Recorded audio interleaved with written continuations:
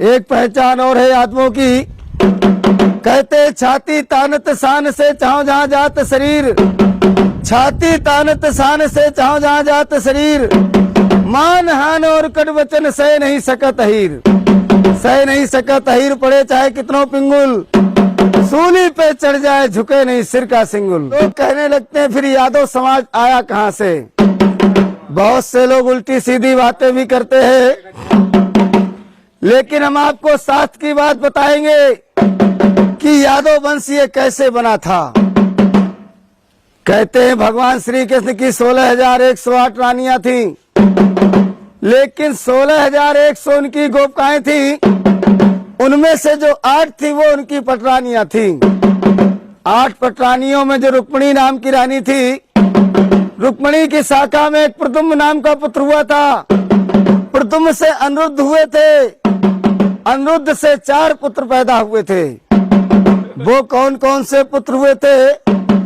गज, चाड़ूराव, दड़पहाड़ और तिभाऊ नाम के 4 बेटे हुए थे। यहीं से अपने यादव समाज का बंटवारा होना शुरू हो गया।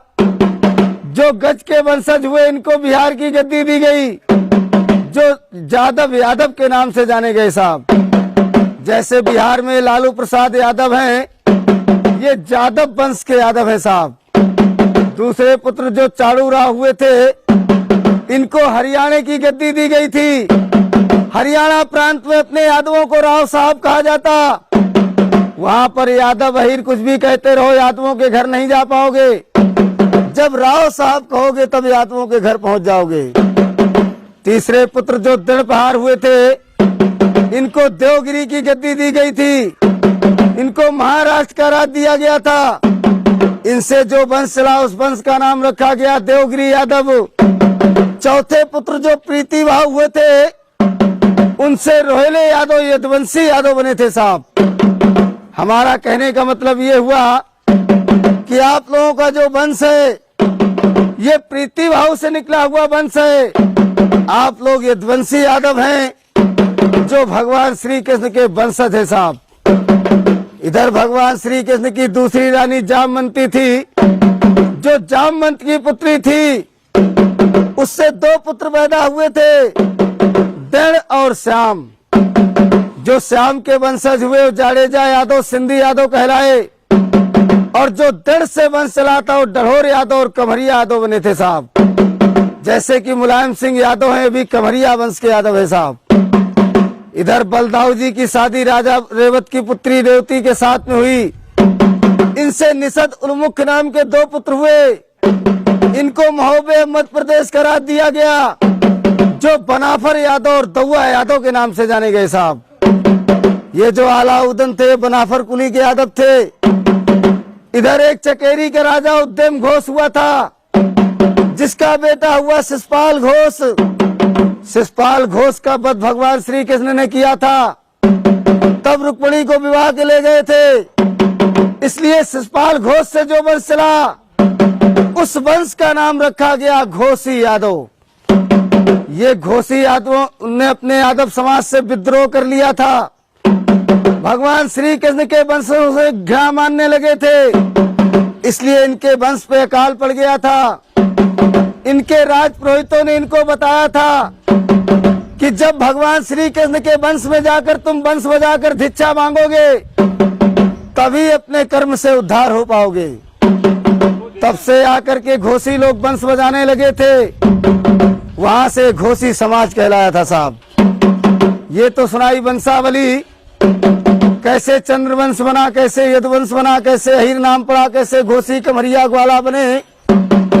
अब एक मिनट के लिए अपने यादव समाज के हम कुली बताएंगे कि यादवों में कौन कौन सी कुली होती है साहब। गोत्र तो सभी यादवों का त्रि है, लेकिन कुली सबकी अलग अलग है साहब। जैसे कि तुम्हारे ज्वारी है, राव है, दौआ है, किसनौट है, मजरोट है, घोसी है, कमरिया है, डढ़ोर है, गिरवरिया है, नागरिया है, ग्वालवंशी है, ग्वाला है।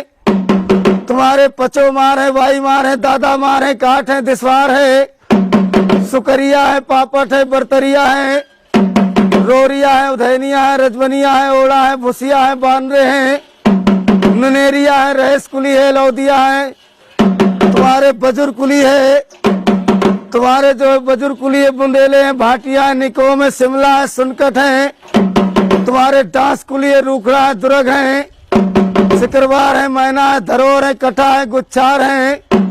तुम्हारे भुरगदे हैं, पमटे हैं। तुम्हारे राणा कुली है, कारे हैं, तुम्हारे दिसवार हैं। ऐसे करके 284 कुली है अपने यादव समाज में साहब। हमारे बड़े बूढ़े यही वंशावली कुली गोत्रों का बखान करते थे। यादव समाज के लोग, राजा लोग खुश होकर उनको दान दिया करते थे। लेकिन अब राजा तो बचे नहीं भैया, इसलिए गांव गांव जाकर अपने यादवों का बखान करते हैं साहब। 1 मिनट के लिए अपने यादवों की पहचान बताएंगे। कहते हैं 4 वेद 6 शास्त्र में ऊंची जाति अहीर, और ब्रह्मा भी तरसत रहे क्यों ना भय अहीर। यादव समाज की पहचान क्या हुआ करती थी? यादव समाज का जो गोत्र है वो त्रिगोत्र है। यादव समाज का जो वेद है यजुर्वेद है साहब।